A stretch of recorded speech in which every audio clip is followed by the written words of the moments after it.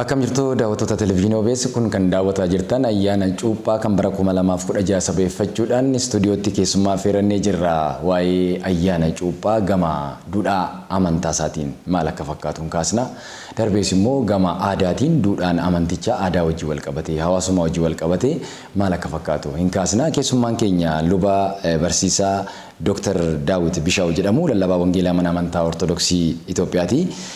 Akkasuma barataa duukaa bu'aa qulqulluu Sillaasee mana amantaa Ortodoksii Itoophiyaatti Yuunivarsiitii Qulqulluu Sillaasee kan ta'anidha. Dabalees Tulluu Amiin Qulqulluu Abbaa Taklaa Hayimaanoot Adaamaatti lallabaa wangeelaati. Gama amantaatiin waan jiru gama aadaatiinis waan jiru waa'ee ayyaana cuuphaa sabeeffachuudhaan bal'inaan kaasna jechuudha. Egaa waamicha keenya kabajanii istuudiyootti waan argamtaniif ulfaadhaa galatoomaa isin jedha.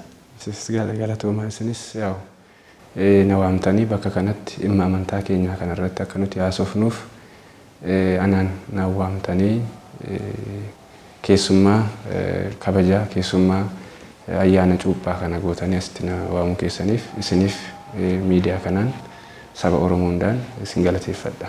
Ayyee ulfaadhaa mee waa'ee ayyaana cuuphaa egaa cuuphaan gama amantaatiin mana amantaa kana biratti baay'inaan beekama durri irsaachii dhuftee isaatiin baay'ee iddoo guddaas qaba iddoo olaanaa qaba duudhaan amantaa ayyaana cuuphaa mee keessumaa akka mana amantaa keessaniitti gaadiin maali mee xiyyeeffannoodhaan wal duraa duubaan isuma kanarraa kaasa. Ishi maqaa abbaa kan ilmaa kan hafuura qulqulluu waaqayyo tokkoon ameen. Waa'een waaqayyoo gaafa waamamu waa'ee waaqayyoo waamamuun dirqama waan ta'eef egaa akka mana amantaa Ortodoksii Itoophiyaatti ayyaana cuuphaa otoo hin deemin dura gahaadii kan jedhamu jira. Gahaadii jechuun mul'achuu yookaan immoo bakka buusuu jechuudha. Gahaadii kana keessatti wantoonni ta'an baay'eetu jira. Tokkoffaa irratti aduun tsoomaa aduu jimaataa fi roobii gaafa dhoolee gara facaasaa fi gara hamusiitti fudhanna jechuudha. Bakka buusnaa jechuudha. Maaliif gaafa jimaataaf gaafa roomii hin nyaatama. Wanti tsooma ta'een kun waan foon akkasumas adiin sa'a hin nyaatama jechuudha. Kana bakka bu'aa jechuudha. Gahaadii jechuun bakka buusuu jechuudha. Isa kana jechuudha. Akkuma kana immoo mul'achuu gooftaa keenyaati. Kan agarsiisu gahaadiin manni amantaa Ortodoksiitti tsoomni awaajii kan jedhame torbatu jira. Isaan keessaa isa tokkodha jechuudha. Mana amantaa keenya keessatti gahaadiin warra sana keessaa tokkodha. Gahaadii namoonni baay'een isaan ilaalan aduu jimaataaf roobii qofa jedhanii ilaalan jiru. Garuu gahaadiin waggaa guutuu yookaan immoo tsooma torba keessaas tokko waan ta'eef saba kiristaana Ortodoksii kan jedhame yeroo hundumaa hin tsooma jechuudha. Cuuphaa wajjiniin cuuphaan gaafa sanaatiin amma aduun lixxutti hin tsoomama jechuudha. Amma aduun lixxutti kakuun waaqayyoo deemee booddee itti dhufna jechuudha. Isas kakuu waaqayyoo maaliif geessina isa jedhu itti dhufna. Amma sa'aatiin 12 ga'ee aduu biiftuun seentutti ni kabajama jechuudha. Gahaadiin kun hin tsoomama. Guyyaa roobii fi jimaataan ala. Guyyaa roobii fi jimaatas dabalatee warra kaanis yoo ta'e guyyaa meeqaa fi walitti fufiinsa garuu asirratti tsoomni kun kan inni hin tsoomne aduu qidaamiif sanbata dilbata xiqqaa fi sanbata guddaa irratti tsooma abboolii keenya diiguunuu ta'a waan ta'eef gaafa sana yoo ta'e egaa inni ilaalamu. Garuu gahaadiin yeroo hunda akka jiru. Otoo cuuphaan hin ga'iin amma kun hin tsoomamu. Kunis cuuphaan hin ga'iin tsoomama jechuudha. Kuni eenyuuf eeyyamama warra hordoftoota amantaa sanaa hundaaf? Hundaaf. Lubaafis daaqonotaafis warras immoo amantoota hundumaafuu hin eeyyamama. Dirqamadha. Gahaadii jechuun amantii tsooma awaajii waan ta'eef kiristaanni tokko Ortodoksiin tokko dirqama qaba. Kana tsoomuuf dirqama itti gaafatamummaa qaba. Hamma mana amantichaa keessa jirutti hamma ijoollee sanaa ta'etti ijoollee ortodoksii ta'etti mucaa ortodoksii ta'etti kan gaadii kan hojjechuun. Mee gaadii kana keessatti ifa akka ta'uu fi guyyaa murtaa'ee guyyaan dhaabbatan jira yookaan guyyaa 3 yookaan guyyaa 2 otoo cuuphaan hin gahin immoo guyyaa 7 aduu 10ti. Bakka gaadiin gabaabumatti aduu 10 jechuudha. Yeroo wagguma hundaan 10 amma cuuphaan gaafa 11 ta'e cuuphaan. Immoo gaafa 10 yeroo gaafa 10 sana waggaadhaan gaadii jedhama jechuudha. Gaadii jedhama. Guyyaa sana guyyaa guutuu namni hin sooma. Hin sooma. Bishaan irraas nyaata irraas. Amma sa'a meeqatti? Amma sa'aatii amma biiftuun seentuttidha. Ganama. Ganama irraa kaasee. Ganama irraa kaasee amma biiftuun seentutti hin soomaa'edha. Keessaan. Ulfaadhoo itti aanee egaa kataraa kan jedhamu jira. Kataraan kun maali? Afaan maaliitiis ni jira? Afaan kun afaan lamaan hin ilaalla jechuudha. Afaan warra Giriikiin naannessanii itti marsanii jechuudha. Kataraan afaan warra Giriikiitiin jechuudha itti marsanii. Maalitti immoo marsanii gaafa jennu taabota yookaan immoo kakuu waaqayyooti. Uummanni waaqayyoo sabni waaqayyoo itti marsuu isaanii kan mul'isu jechuudha. Giriik keessatti afaan Giriikiitti itti marsuu jechuudha.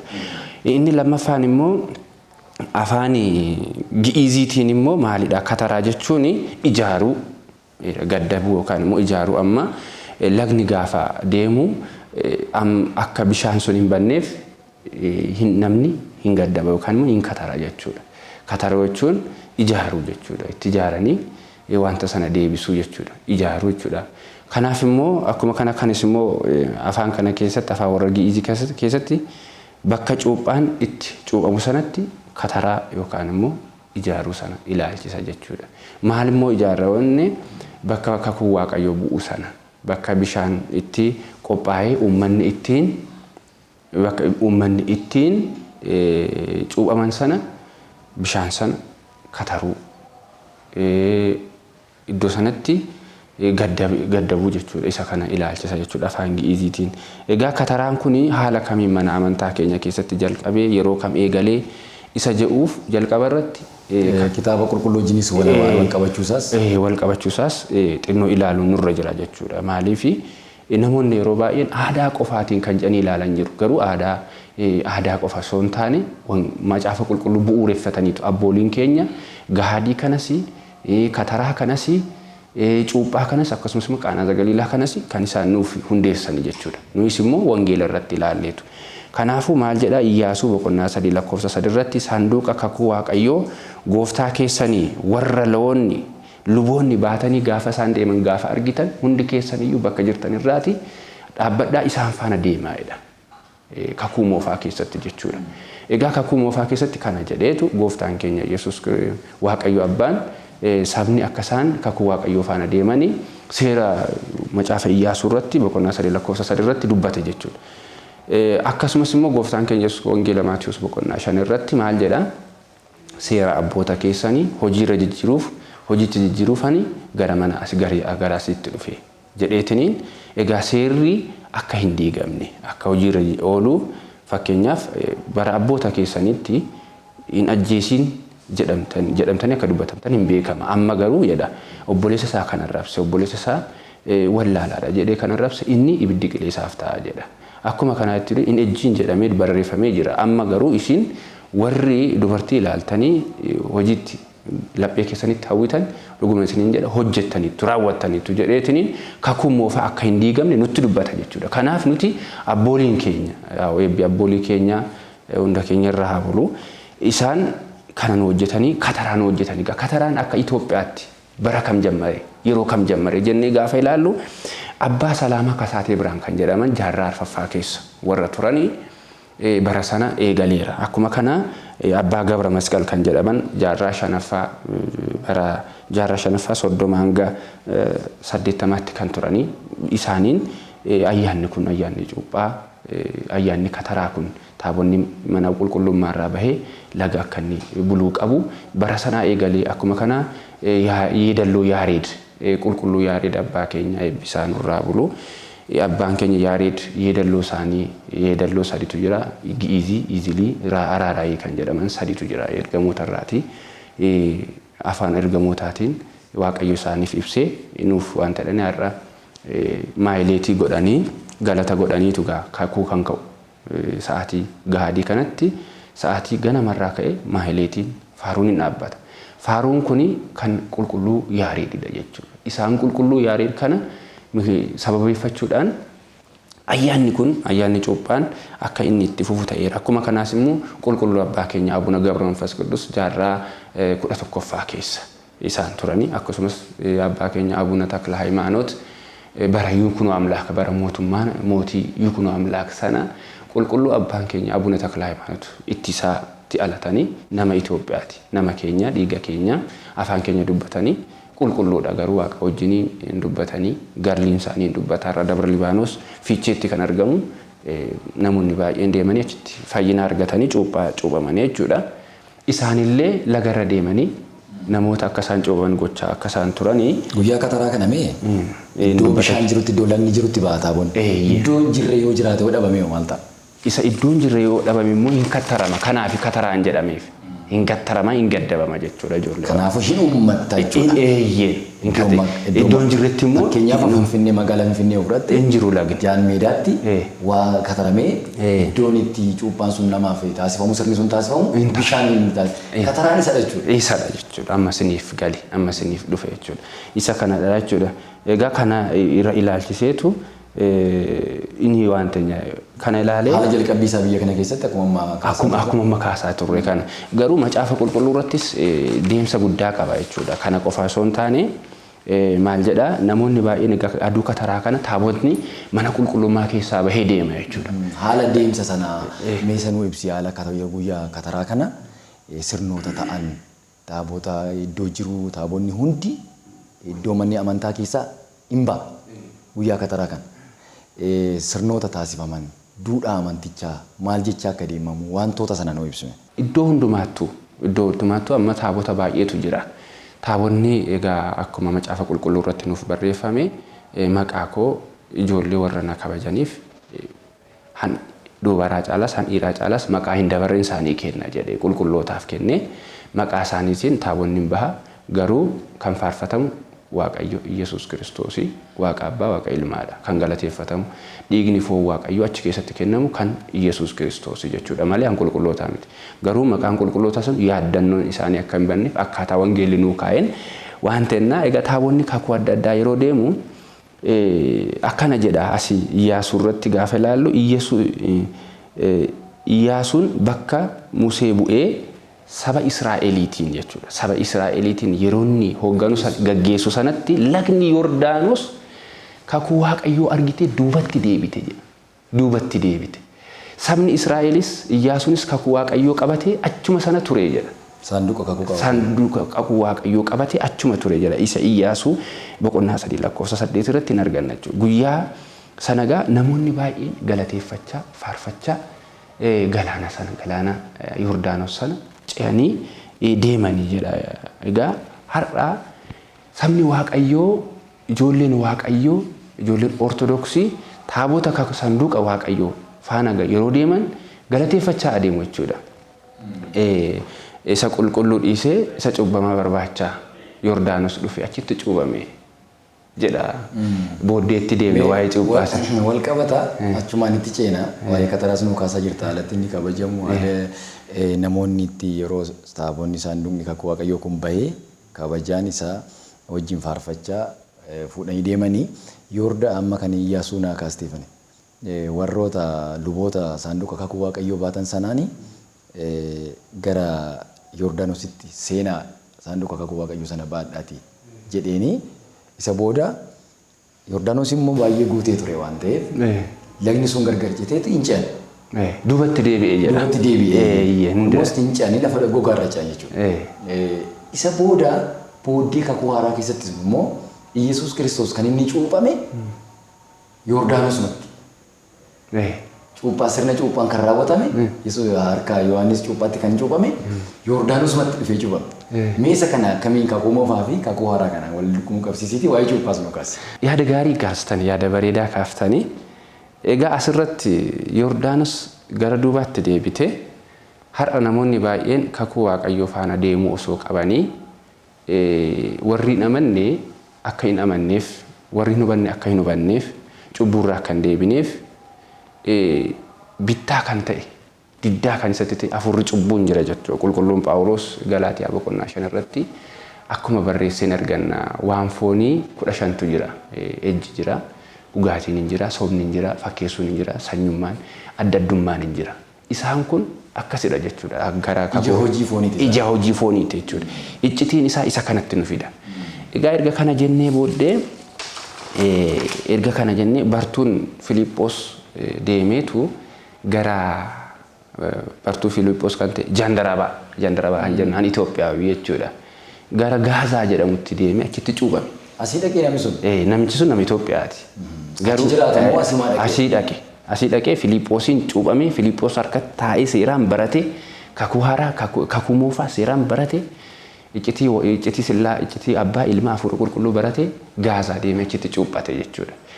Kuni tokkoffaa kataraa kanallee bakka nuu bu'a jechuudha. Akka wantitti ilaala. Kanammoo hojii ergamootaa boqonnaa 8 lakkoofsa 38. Abbooliin keenya egaa kataraa kan isaan hojjetan wangeelaan waan ta'eef isa kana jala murree ilaaluun irra jiraata. Namoonni baay'een aadaa qeesiitu hojjete wayin immoo daaqoniitu hojjete wayin phaaphaasota wayin immoo monoksoota hojjete isa miti wangeelatu nuu kaa'e kiristoostu nuu kaa'e nuuf sillaaseetu nuu kaa'e kanaaf faana deemna jechuudha. Ani har'a yoon duubatti deebi'e uummanni kiristaanaa duubatti hin deebi'u.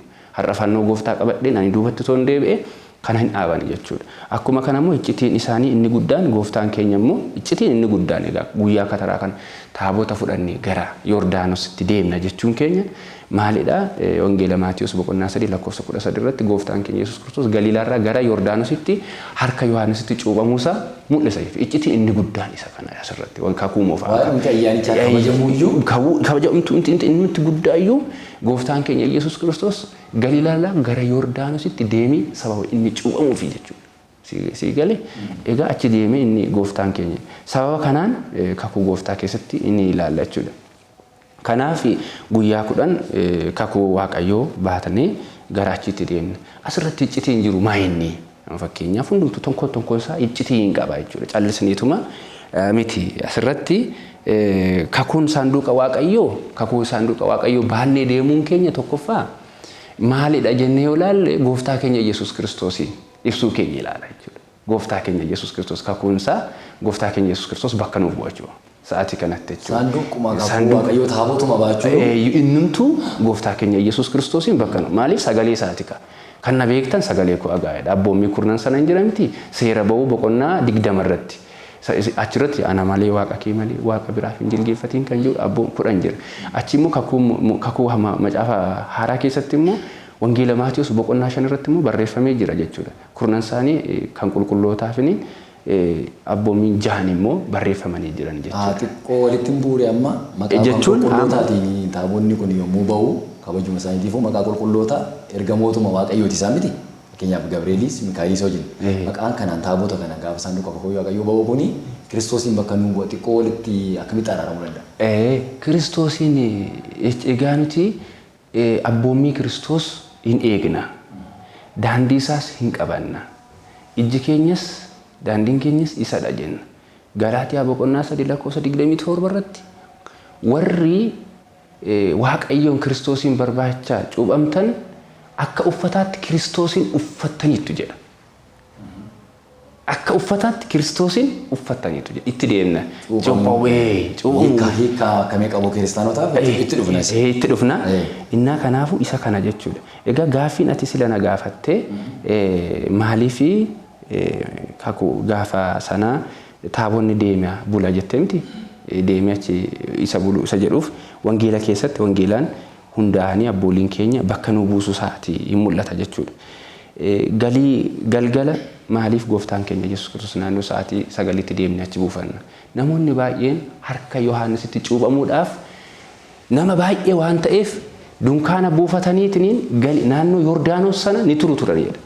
Yeroon isaa waan baay'ee qorruudhaaf jechuudha. Baay'ee waan qorruudhaaf achi faa bulu turanii namoonni Yesuus Kiristoos dafeetiniin galgala dhagaadhaan gara Yordaanos kan hin deemne. Nus kanaaf achi deemnee achi bulla. Gaafa kana namoonni baay'een yoo warri danda'aman achi kakuu Waaqayyoo faana buluun isaan irra jira jechuudha. Yommuu hin danda'an ta'e ukkuba yoo daa'ima ta'an yoo warri hambaataman yoo jiraatan yoo harki isaanii hin hojjetu ta'e wayin immoo ukkuba adda addaa yoo qabaatan immoo gara manaatti galanii aduu kana uffata adii uffatanii kakuu Waaqayyoo faana deemuu jechuudha.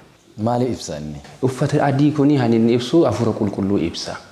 Egaa gugeedhaan bifa gugeedhaan gooftaa keenya Iyesuus Kiristoos irraa buleeti buute jechuudha. Bu'eetu hafuurri qulqulluu yeroo cuuphaa sana jechuudha. Yeroo cuuphaa sana ilmi koo inni ani jaalladhu isa kanadha. Isa kana dhagahaa jedhe. Isa kana dhagahaa. Daandii isaarras deemaa jedhe. Jedheetu dubbate jechuudha. Iccitii abbaa ilmi hafuurri qulqulluu achitti raawwate jechuudha. Jechuun wangeela Yohaannis boqonnaa tokko irratti sagalichi ture. Sagalichis waaqa abbaa bira ture. Sagalichis nama ta'ee foon uffatee argame jedha. Inni kun kan inni raawwate Yordaanositti jechuudha. Sagaleen jedha ilmi koo inni kun isa kana dhagahaa. Inni jedhe sun waaqa abbaati. Hafuurri qulqulluu bifa gugeetiin asirra gooftaa keenya irra Yesuus Kiristoos irra bu'e. Foon uffatee immoo ilmi immoo foon haadha keenya qulqulleetti dubroo maaramii uffateetu fudhateetu achi dhaqee cuuphame jechuudha. Achi deemee cuuphame. Kanaaf uffata adii uffannee deemna. Akkuma kana Makbii boqonnaa 9:8 yeroo hundumaa uffata adii uffadhaa jedha. Makbii boqonnaa 9:8 yeroo hundumaa uffata adii uffadhaa. Wangeela Maatiyoos boqonnaa 28:2 irrattis gooftaan keenya Iyesuus Kiristoos gaafa du'aa ka'ees akkasumas gaafa inni kadhannaa godhate uffanni isaa adii ta'e jedha. Adiin hafuura qulqulluutti fakkeeffama. Kanaaf utuma kadhataa jiranii uffanni isaanii adii ta'e jedha. Adiin nageenya, adiin fayyina, adiin jaalala, adiin hafuura qulqulluu waaqadha jechuudha. Dukkanni immoo garagaltoo kana. Amma waa'ee cuuphaatti galleerra. Wanti ayyaana cuuphaa yaadannuuf iyyuu Iyesuus Kiristoos fakkeenya nuu ta'ee ofiisaa cuuphamee ofirraa kaasee warra sirna kana raawwannuufidha. Umurii Iyesuus Kiristoos itti cuuphame sana ni beekama. Guddaadhuma ta'ee cuuphame. Cuuphaa jechuun immoo akka mana amantaa garaagaraatis akka mana amantaa keessaniittis biyya lafaa kanaaf cubbuuf du'uudha. Cubbuuf du'uudha, cubbuu dhiisuudha. Cubbuu sana hin raawwadhu amma nama haaraa ta'eera. Jireenya haaraa Kiristoosii wajjin jiraadhaa. Mee isa sirriitti nu ibsa. Akkamitti amantu isin amma dhiirri wayita itti cuuphamu jira. Daa'ima ta'ee dubartiin guyyaa 80 itti fakkaata. Mee isa nu ibsa. Kanaa wajjin waliin dha'u Iyesuus Kiristoos ofiisaa fakkeenya ta'ee kan inni cuuphame erga guddaa ta'eeti. Yohaannis irratti kan cuuphame. Cuuphichi immoo bishaan sana keessa akkaataa kamiin keessa gadi bu'ame immoo itti faca'e immoo gubbaadhaan isa jedhu sunuu kaasnees. Asirratti gaaffii bareedaa nuu kaaftani. Egaa wangeela Maatiyoos boqonnaa 3:13 irratti kaasni gaafa Galiilaarraa gara Yordaanos gooftaan keenya Iyesuus Kiristoos cuuphamuuf dhaqee jedha. Egaa gara Yordaanositti deemuunsaa tokkoffaa irratti maaliif Yordaanosiin filate jennee ilaaluun nurra jiraata. Laga baay'eetu jira miti. Akkuma arginu biyya keenya Itoophiyaa keessatti Galiilaan illee jira. Lagoota baay'eetu jira. Lagoota gurguddaa Efraaxiis jira. Warri lagoonni gurguddaa jedhaman jirani. Garuu Yordaanos gooftaan keenya Iyesuus Kiristoos filatee deemuunsaa maaliifidha? Uummanni Waaqayyoo baruu qaba. Tokkoffaa irratti Yordaanos fudhatee filatee kan inni deeme xalayyaan du'aa Saaxanaa'el achitti barreessee kaa'ee ture. Addaam garbicha seexanaati jedheetu. Erga kufee Addaam erga jannatarraa ari'amee jechuudha. Lammaffaa irratti immoo Qaraaniyoo gubbaa irratti kaa'ee ture jechuudha. Addaam garbicha seexanaati jedhee. Iyesuus Kiristoos xalayyaa du'aa sanyii namaa sanarraati kukkutisu balleessuuf jette aqii Yordaanositti cuuphame. Yordaanosiin filate jechuudha. Waa cabsee waan guddaa ba'aa guddaa nurraa cabse galanni isaaf haa ta'u. Abbaa keenya Iyesuus Kiristoos fayyinni isaa jaalalli isaa biyya keenya irra hunda keenya irraa buluuti xalayyaa du'aa nurraatii kute jechuudha. Xalayyaa du'aa xalayyaa abaarsaa jechuudha. Kana nurraa kutuuf gara Yordaanos deeme Yordaanosiin filate. Egaa gaafa san maaliif harka Yordaanositti cuuphamuuf dhaqe? Tokkoffaan gadi of qabummaa. Harka Yohaannisitti cuuphamu. Yohaannis maal jedhee indi ati waaqa taate akkamitti an harka kootti cuuphamuuf deemtaa?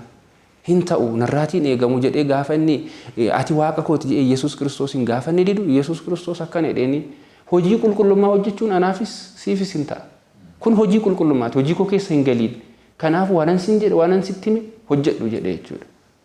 Cuuphaan hojii qulqullummaati jechuudha. Kanaaf achitti egaa hojii qulqullummaa hojjetan hojii yakkaa ta'uu hin taane hojii qulqullummaa Yordaanositti hojjetani jechuudha. Namoonni baay'een cuuphaa yeroo deemnu hojii yakkaa hojjechuun hin barbaachisu. Hojii yakkaa warri jedhaman fakkeenyaaf hojii fayyinaati. Hojii fayyinaati. Hojii kanaaf namni uffata adii uffatee gaafa cuuphaa deeman namoonni baay'een uffata ciccitaa kana uffatanii qaama isaanii waan tokko tokko inni kun hin eeyyamamu. Maaliif ati mana waaqaati.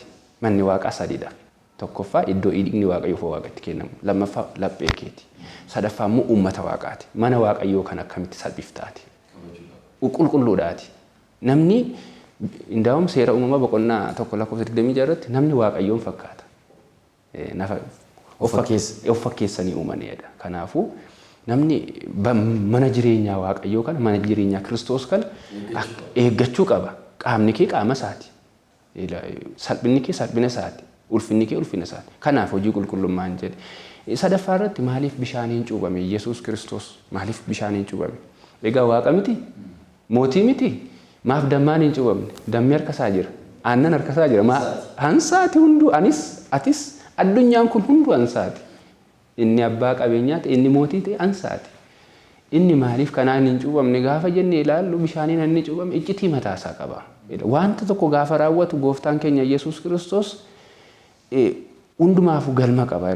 Bishaanitti kan inni godhee fi amma namoonni qabeenya qabanii namoonni yeroo har'aa kana manni isaanii guutuu ta'ee damma qabaachuu danda'u, aannan qabaachuu danda'u, isaatiin cuubamuu danda'an. Lammaffaa irratti warri hiyyeessa ta'an immoo har'a damma miti nyaatanii bulan illee hin qabne jirani. Daabboo illee nyaatanii buluuf isaan dhibu baay'eetu jira lammiin keenya. Obboloonni keenya, haadholiin keenya baay'een jiran. Isaan kana bishaan mana hundumaa jira. Yoo midhaan dhaman bishaan itoo dhugin hin bulani. Mana eenyu yoo bishaan itoo dhugin hin bulu jira har'a hin jiru. Maaliif bishaan murteessaadha waan ta'eef qaama namaa keessattis bishaan iddoo guddaa qaba. Kanaaf bishaaniin cuubame namni bishaan ittiin dhugnee dheebuu baanas ittiin niqanna ittiin qulqulloofnas. Bakka kun fakkeenya isaati. Cubbuu keenya illee kan irraatii nu agarsiise bishaanuma kanaan gooftaan keenya bishaan kanaan filate. Egaa harka gara Yordaanos dhaquun isaa immoo arfaffaa irratti gara Yordaanos dhaqee harka Yohaannisitti cuubamuun isaa immoo luboonni namni gara mana amantaa deemee dhiiga waaqayyoo foon waaqayyoo fudhata. Kan cuubame kan amanee kan cuubame inni hin fayyada. Wangeela Maarqos boqonnaa 16 lakkoofsa 15 kaafnee gaafa dubbifannu kan amane kan cuubame kan amane hin fayyada. Kan hin amanne kan hin cuubamne hin fayyu. Itti faradameera du'a bara bara. Ilma waaqayyoo ilma Kiristoos miti. Kanaaf namni gara mana waaqayyoo deema. Osoo waaqayyo Yohaannisiin gara kootti jedhee ta'e har'a manni amantaa egaa buqqaateetu mana warra qabeenyaa mana warra wanti deemte turte jechuudha. Gadi of qabummaa isaa agarsiisa jechuudha. Garaa wanti isaa kan agarsiisa. Kanaaf nuti inni beekaas, inni wallaalaas, inni guddaas, inni xinnaas, inni gabaabaas, inni adiis, inni gurraachis mana waaqayyoo deemnee garaagartummaa tokko malee dhiiga waaqayyoo foon waaqayyoo fudhannee gara mana keenyaatti deebina. Seera kanas achitti nu hojjete. Saanduqa kakuu waaqayyoo qabatamee gara lagaammoo dhaqamu achitti sirni cuuphaa taasifamu jira namootaaf. Hin jira amma achi gaafa deemamu sirni qiddaaseen hin jira. Egaa qiddaasee irratti ahaduu aab qidduus, ahaduu walli qidduus, ahaduu utuu manfas qidduus jedhama. Kana jechuun abbaaf galanni abbaaf ilmaaf hafuura qulqulluuf galanni haa ta'u jenneetu isa galateeffanna dirqama. Itti facaasuun sun mee maalidha? Itti facaasuun sun immoo amma namni jalqaba cuuphaan tokkodha miti re'ee kitaabni qulqulluun wagga waggaan immoo sirni cuuphaa kun yaadannoon kun ni taasifama. Cuuphaa tokko isa jedhu sanaan faalleessu amma guyyaan sun sirni cuuphaa namoota kanaan dura cuuphamaniin itti facaasuun cuuphaan sun gaggeeffamuun sanaan faalleessuure. Amma asirratti cuuphaan gosa 8tu jira. Akka mana amantaa keenyaatti namoonni baay'een ani isaaniif hin galle amma fakkeenyaaf cuuphaan bishaan ayii kan jedhamu jira, bishaan Iyyaarikoo kan jedhamu jira. Akkasumas bishaan Efraaxees, cuuphaa Ayhuudotaa, cuuphaa Yohaannis jedhameetu iddoo 5tti hiraman. Inni kun cuuphaa fakkeenyaati. Amma Yohaannis yeroo sanatti cuuphaa ture. Namoonni baay'een gara Yohaannis deemanii cuuphamaa turan. Sii galee gara Yohaannis deemanii cuuphamuun isaanii inni tokko fayyina lubbuu isaanii itoo hin taane fayyina foon isaanii irra jiru dhukkuba foon isaanii irra jiru sana itti fayyu turan. Malee dhukkuba lubbuu isaanii kan xalayyaa'umti du'a keenya kan nurraa ka'e Iyesuus Kiristoos aduun ni cuuphame sana. Cuuphaan inni sun cuuphaa fayyinaa, cuuphaa Iyesuus Kiristoos cuuphame cuuphaa fayyinaati. Namni cuuphame jireenya bara baraa argata ilma waaqayyooti. Maqaa abbaa, maqaa ilmaa, maqaa hafuura qulqulluutiin. cuuphama. Inni kun isa manni amantaa Ortodoksii daa'ima Guyyaa inni isa itti siif deemuufani. Inni gaafa guyyaa 40 gaafa guyyaa 80 nuti daa'imaaf kenninu. Inni gaa mucummaa Sillaaseetti arganne. Inni kun immoo yaadannoo ilaammasan shan sii tarreesse kana. Isa ifiniin isadha jechuudha. Isa Yohaannis cuuphaa ture sana. Namni bara baraan itti deema ture. Yohaannis hin cuuphaa ture. Kakuu moofaa keessattis immoo moototni baay'een yeroo dhukkuba isaanii irraa haqanii cuuphamanii ni fayyu turan. Ammas taanaan luboonni gara mana namaa deemanii mana namaa raca'anii cuuphanii hafuurri hamaa yoo jiraate maqaa abbaa maqaa ilmaa maqaa hafuura qulqulluuti wangeela Maatiyos boqonnaa 28 irratti akkuma bartoota koo deema addunyaa kana barsiisaa maqaa abbaa maqaa ilmaa maqaa hafuura cuuphaa isaaniinis bartoota koo taasisaa jedhee akkuma dubbate sana nuyis mana namaa deemnee hafuura hamaa jira hafuurri hamaa akka namni hojjetee hin guddanne akka namni ijoollee isaa seeran bakka ganamaa galgala akkuma ati akkasitti guyyaan akkasitti dukkanaa'u kan taasisu jira seetan garagaltoo abdii kan kutachiisu hafuura kana achitti abbooliin keenya nu cuubu jechuudha akkaataa inni itti cuubamu gooftaan keenya Iyesuus Kiristoos daa'ima gaafannu seeraan daaqoniin hin baata abbaaf sagade ilmaaf sagade jedheetiniin axammaqa akka ba'aab axammaqa akka bawald axammaqa akka babanfas ቅዱስ abbaan si cuube ilmaan si cuube hafuura qulqulluun si cuube har'aa kaastee ilma waaqayyooti ati jedheetu daaqoniin naannahee si'ata akka naannahee gara biiftuutti lubatti kenna jechuudha lubni immoo fuudhee mucaa sana hafuuraan eebbiseetu dhiiga waaqayyoo fi waaqayyoo akka inni fudhatu ta'a jechuudha inni fayyina lubbuu ibsa inni kun inni nuti immoo uffata deemnee kakuu waaqayyoo faana deemnee waan ta'eef immoo yaadannoo gooftaa keenya Iyesuus Kiristoos yeroo Yohaannis achitti cuube sana isa ilaalla. Kanan biraan cuuphaa gaabbiin jira gaabbii namni gaabbii galeetu waan cuubamu jira amma fakkeenyaaf yoo tasa dogoggore jira miti cuuphaa gaabbiitu baay'eetu jira namni yoo horii namaa hatte amma akka mana amantaa keenyaa keessatti abbaan gaabbii jira luba taanee ijoollota keenyaaf gaabbii kennina jechuudha. Nama hojii yoo wal lole horii namaa yoo fudhate abboomii kurnan sana gaafanna amma nuti abbaa gaabbii jenna miti abbaa gaabbii lubni abbaa gaabbiiti kan ammoo an ta'e maaliif kanas Yesuus itti mata kanas immoo maaltu dubbate sitti fakkaate gooftaa keenya Yesuus Kiristoos wangeela Maatiyos boqonnaa 8 irratti lakkoofsa 4 irratti maal jedhe sitti fakkaate namtichi qaamni isaa baay'ee qunca'ee jedha lamxiidhaan rukutame tokko gara gooftaa keenya Yesuus Kiristoos dhufe eeyyama kee yoo ta'e na fayyisuu dandeessa jedhee gaafate. Gooftaan keenya Yesuus Kiristoos egaa si eeyyameera fayye jedheen fayye fedheera erga fayyee booddee maal godhee ergeeni dhaqi lubatti of agarsiisi jedhe lubatti of agarsiisi akka seera Museetti jedhe wanta sirraa eegamu bahii jedhe namni kamuu taanaan gara lubaatti deemee gaabbii isaa himate osoo dhiiga waaqayyoo foon waaqayyoo bira hin dhaqiin dura luba bira deemeetu ani inni wanta gochuu qabu wangeela Maatiyos boqonnaa 8 lakkoofsa 4 irratti gooftaan kaa'e. Kanaaf cuuphaan gaabbiif taasifamu jira. Amma walii gala akka mana amantaa keessanitti cuuphaa gosa 8tu jira. Gosa 8tu jira. Isaan hundi isaayyuu 5 fakkeenyaati 3 immoo warra kana jechuudha. Isaan kana. Kabira waa'ee cuuphaa kanarratti yoo bira darbuu xumuruu barbaanne qaanaa zagaliilaa kan jedhamu jira gaataansee. Cuuphaa booda sirni cuuphaa gaa Yesuus Kiristoos sila gaaffiin si gaafadhe tokko jira. Gaaffiin si gaafadhe keessaa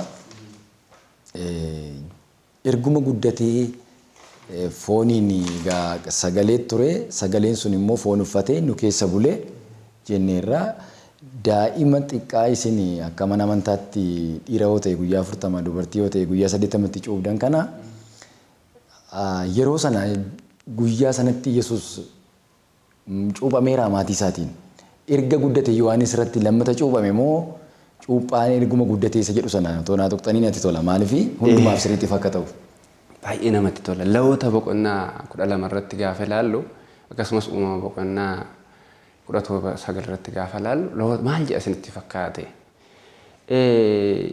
haadholiin gaafa dahani dubara yoo dhiira yoo argatan hamma guyyaa 7tti qodaan tuqiin kan xuraa'anaa ta'an jedha. Gaafa guyyaa 8ffaa dhaqanii aqnaa qassiisatanii mucaa isaanii sa'iiraa sana jechuudha. Gaafa guyyaan 38 immoo gara mana qulqullummaa haa deemanidha. Mana qulqullummaa jechuun mana Waaqayyoo. Leewwota keessa jira. Leewwota boqonnaa 12 irra. Iddoo sanarratti egaa haa deemu jedha. Deema isheen haa deemtu achitti mana qulqullummaa deemte achitti haa cuubamtu. Sirna cuuphaa haa taasiftudha jechuudha. Haa deemtu mana qulqullummaa haa deemtu jedha. Asirratti akka itti na hubattu anan barbaadu tokko kana. Egaa guyyaa 7 maaltu jira? Akka isheen dhagna 8ffaratti dhagna akka qabu. Akka qabamu guyyi 7 egaa qodaa kan tuqnedha. Guyyaan 33 jira. 7 fi 33 meeqa ta'a? 40 guute kan dhiiraa jechuudha. Amma immoo gara dubartiitti lakkoofsa kana sii fiduu barbaadeetani. Kan dubartii immoo kan dubartii immoo achumatti gadi siiqeetti yoo dubara dahan immoo guyyaa 14f haa turanii jedha. Qodaa hin tuqin hanxuraa'an haa ta'ani jedha. Yoo tuqan. Qodaallee akka hin tuqneedha. 7 lama. Dhorkaadha jechuudha. Kana seera lewwotaa irratti han barreeffamedha kun. Kan ani dubbadhe osoo hin taane han barreeffame. Haa turanii jedha. Isaatii booddee immoo gaafa guyyaa 66 booddee immoo dhiigni ishee akka dhiiga ishee irraa akka isheen xuroofteen akka qulqulloofteen immoo gara mana qulqullummaa haa deemtedha. 66 14 meeqa ta'a? 80 mana guute nuu guute jechuudha. Egaa manni qulqullummaa deemuun isaanii tokkoffaa dhiiga Waaqayyoo mucaa daa'imni sun mucaa Sillaasee kennuufi. Ofii isaanii achi dhaqanii ofii ishee eebbisamuufi. Kanaaf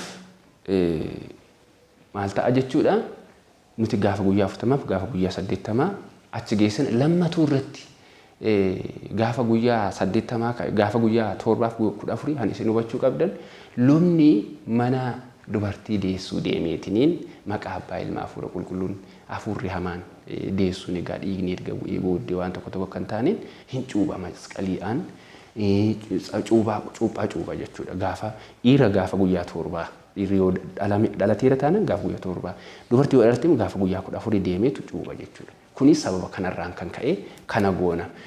Inni kanan biraan gara seera asitti gaafa gooftaan keenya Yesuus Kiristoos waggaa 30tti cuuphamuunsaa inni tokkoffaan abbaan keenya Addaam waggaa 30 erga gahee mucummaa Sillaasee dhabe. Siigalee mucummaa Sillaasee dhabe. Kan inni dogoggore. Kan inni dogoggore jechuudha. Jannata keessaa ba'e. Bakka kan inni darban waggaa 30tti. Gooftaan achii bakka baheen jechuudha.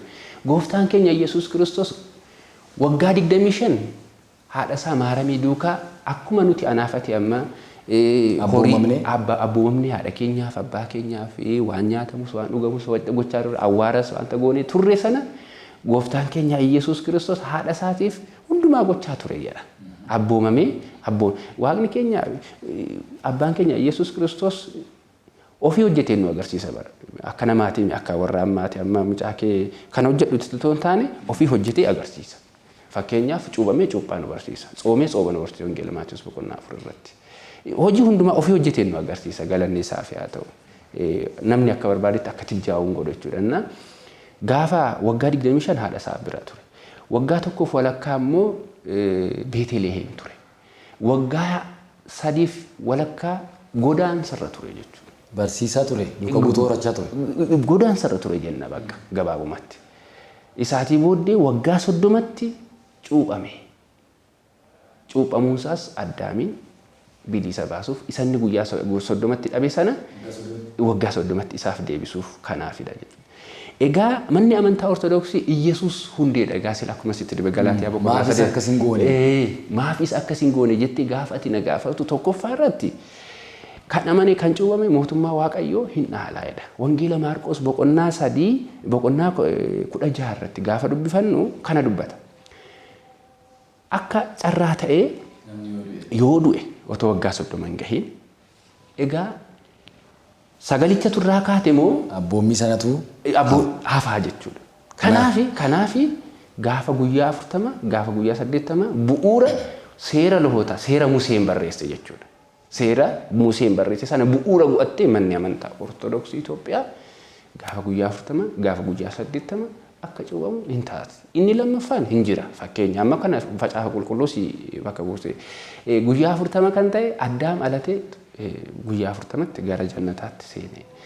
Hewaanis dhalattee gaafa guyyaa 80 gara jannataatti seente. Isa kana daandii qabannee abboolii keenya fakkeenya godhanneetu kana raawwanna jechuudha. Ayyee galatooma. Itti aanee kan ta'u gaama keessumaa saanduqni kakuu waaqayyoo taabonni hin ba'a. Gaafa yeroo baay'ee amma bara kana ayyaanni sanbata duraa yookaan immoo qidaamee irra ooleera. Jimaata baha kataraadha jennee irraa haasofneerra. Isa booda hin bulaa gaafa jimaataa kana wantoota sirnoota achi ta'an nuu kaastaniitu. Qidaamee sana galgalarra immoo sirna ho'aadhaan ayyaanicha karaa miidhagaa ta'een namni wayaa adii uffachuudhaan wayaa adii maaf akka barbaachises nuu kaastaniitu hin gala. Taabota warra kaan keessaa Mikaa'elli hin hafa. Gaafa 12 deebi'ee gala. Maaf ta'e kun? Maa inni isa laga buluu nuu kaastaniitu isa waa'ee qaanaa zagaliilaa kana jechuun immoo maa jechuudha isas nuu ibsame. Baay'ee namatti tola gaa. Mandara dadhabootaa, mandara hiyyeessotaa kan jedhamtu qaanaa keessatti namni tokko gaa'ela godhata. Qaanaa zagaliilaa jedhamtu sana keessatti qaanaa zagaliilaa jedhamti. Jedhamti. Hiyyeessota achitti walitti qabama. Egaa hiyyeessa baay'eetu jira, dadhabaa baay'eetu jira. Waaqayyo immoo warra hiyyeessaa ol kaasuu beeka, warra itti dukkanaa ifatti baasuu hin beeka. Inna gara mana qaanaa sana keessatti Dookimaas kan jedhamu achi jira ture. Akkasumas immoo abbaa mushirraa kan ta'e immoo Baatiloos mushurritti isheen gaa'isargii godhattu sana abbaan mushirraa Dookimaasidha. Maqaadha? Maqaadha. Isa fuudhudha moo isa mucaa fuusisa. Mucaa fuusifatutu Dookimaasi? Dookimaasi. Jira garuu kitaaba qulqulluu? Jira. Tuma irratti Galaatiyaa Wangeela Yohaannis boqonnaa 2 irratti yoo dubbifattan hin argattan. Maqaa wajjin kaa? Hin kaa. Maqaa abbaa cidha qopheesse? Isaa achitti immoo akka seera mana amantaa keenyaatti immoo andimtaan jedhamu jira. Tiruggaamee. Egaa tiruggaamee jechuun hiikkaa macaafaa. Hiikkaa macaafaa. Macaafa kakuu haaraa, kakuu moofaa. Jennu amma mana amantaa keenyatti egaa qulqulluu Sillaasee yuunivarsiitii Silallee akkuma isin kaaftanii ijoolleen achi galan iccitii seeraan baratan. Iccitii seeraan baratu. Amma fakkeenyaaf bishaaniin maaliif cuubames inni Silasiin jedhe sana. Maaliif gara Yordaanos deeme gara Yohaannis deeme innan siin jedhe sun eessaa ofe achinaa ofe sii galee. Ammas gooftaan keenya bakka hiyyeessotaa deemee achitti cuubamuunsaa kana agarsiisa. Amma gara qaanaa zagaliilaa deemee achitti cuubame jedha. Achi dhaqee maal cuubama achi dhaqee sargii sanarratti hirmaachuuf hirmaate jechuudha. Cuuphaa erga cuubamee boodadhaan? Harka Yohaannis irratti Yordaanositti cuubamee gara qaanaa dhaqee cidha sana. Egaa asirratti abbooliin keenya baay'ee wantoota baay'ee nuu kaahani asirratti jechuudha. Egaa gaafa 23 yakkaatti as deebi'eetu garuu gara achitti asitti dhufee akka kabajamu taasisani qaanaa zagaliilaa kana. Egaa yeroo kana qulqulluu guyyaa isaa asitti otoo haasofnuyi guyyaan amma amajjii yookaan immoo xirriin 11 kuni dhaabbataadhaan isa kan kitaaba qulqulluu Yesuus Kiristoos sirna cuuphaa Yordaanositti cuuphame taasise sana wajjin walitti dhufa? Walitti dhufa. Walitti dhufa. Egaa qaana waqtiin isaa as darbaadha. Gara fuulduraatti as darba. Yakkaatitii gaafa 23 as dhufa.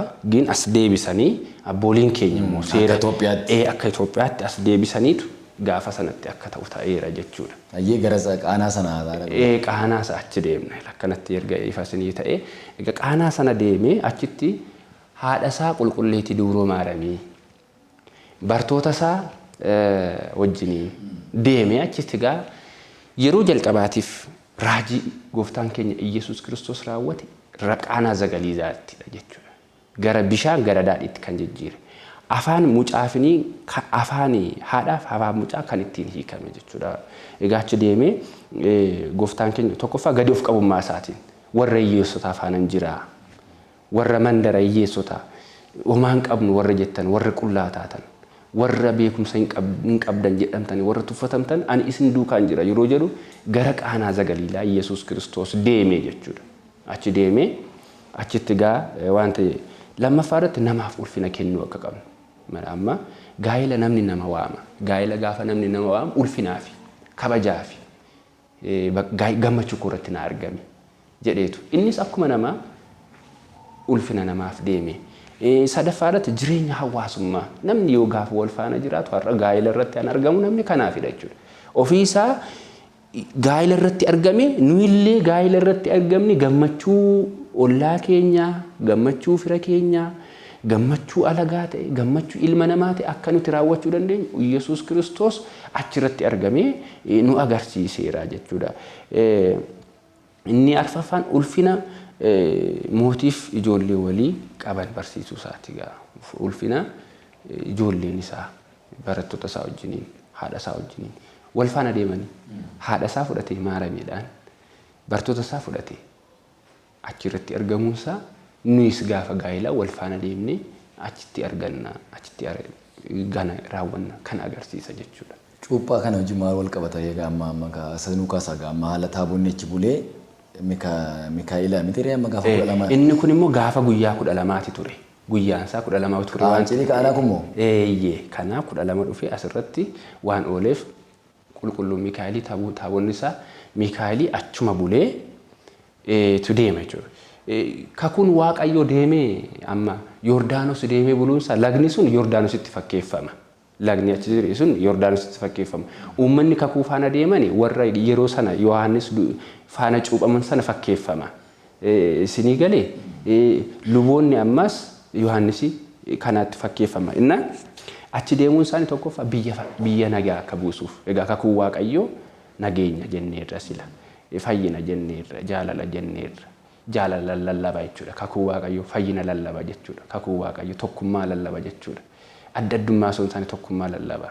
Garaagartummaa sun taane tokkummaa lallabaa jechuudha. Kakuu Waaqayyoo irrattis immoo amma bokkaan yoo roobuu didee nageenyi yoo jiru dhibee laphee qulqulluudhaan kakuu Waaqayyoo baatanii gaafa deeman hunduun milkaa'a jechuudha. Kan immoo taabota Tsiyoon irratti Musee yeroo jalqabaaf taabota inni kakuu inni hojjete Filisxeemitti taabota Waaqayyoo kakuu Waaqayyoo gaafa baatanii bahan sabni Israa'el mo'anii deebi'u turan jechuudha. Kana ta'u kanaan erga gara waa'ee cuuphaa gama amantummaa isaa duudhaa amantummaa isaatiin maal akka fakkaatu nu ibsitaniittu luba barsiisaa Dr. Daawit Bishaw guddaa isin galateeffannaa. Egaa gama aadaa isaatti dhufname keessumaa biyya keenya keessatti Itoophiyaa keessatti duudhaan haala kabaja ayyaana cuuphaa gama aadaa isaatiin baay'ee ho'aadha. Yeroon kun waqtiin kun namni oomisha oomishee haamee dhahee yeroo itti inni gara gombisaa isaa asirratti yaada wayii tokkotu jira. Itoo achi gaaffii keessan gara aadaatti hin deemiin dura namoota baay'eef gaaffii kan ta'u tokko jira. Waan ifa ta'uu qabu. Waan ifa ta'uu qabu jira. Achirratti yeroo gooftaan keenya Yesuus Kiristoos raajii hojjete sanatti dookimaa sun haadha keenyatti dubbatee jedha. Ati keenya immoo ilma isheetiin egaa hin qabanii waan dhugamu jettee dubbattee gaafatteedha. Nama baay'ee waamee affeereera. Garuu namoonni hirmaataniiru daadhii wayinii jalaa dhumeedha. Hin dhume. Dhumuu sana immoo kan hime haadha keenya haadha koo haadha kee jechuudha maaramiidha. Isheen dubbata haati Yesuus haadha keenya haadha keenya dhugaa haadha keenya. Tinqaaluun isheetti jiraata. Ulfinni sabooda egaa ilma isheetti himte egaa. Ulfinni isheef haa ta'u innaan egaa isheen itti himteennaan ani si faana maalan qaba jedhee dubbate. Maal ibsa gaa? Inni kuni akka mana amantaa Ortodoksiitti kun kan hiikamu namoonni baay'ee kan itti dogoggorani. Amma fakkeenyaaf namni abbaa isaa yookiis haadha isaa salphisu han abaarameedha. Isinis ameen jedhaa jedha sagalee Waaqayyoo. Namoonni baay'een asirratti Iyesuus sin beeku jedheeraanii salphiseera kan jedhanii dubbatanii jirani. Asirratti Waaqayyo abaaramaa miti. Isaan nuti abaaramne sana xalayyaa abaarsaa sana nurraa diiguuf Yordaanos deeme. Asirratti kan isin hubachuu qabdan. Lammaffuurratti immoo dubartii jechuun Galaatiyaa boqonnaa 4:4 irratti akkasumas macaafa uumama boqonnaa 2:23 irratti dubartii jechuun seet jedhamtee haa waamamtu jedhee abbaan keenya Addaam kuni foon koorraatii kuni dhiiga koorraati argamte waan ta'eef isheen dubartii jedhamte seet isa jennu sana jechuudha. Anchi seet jechuudha.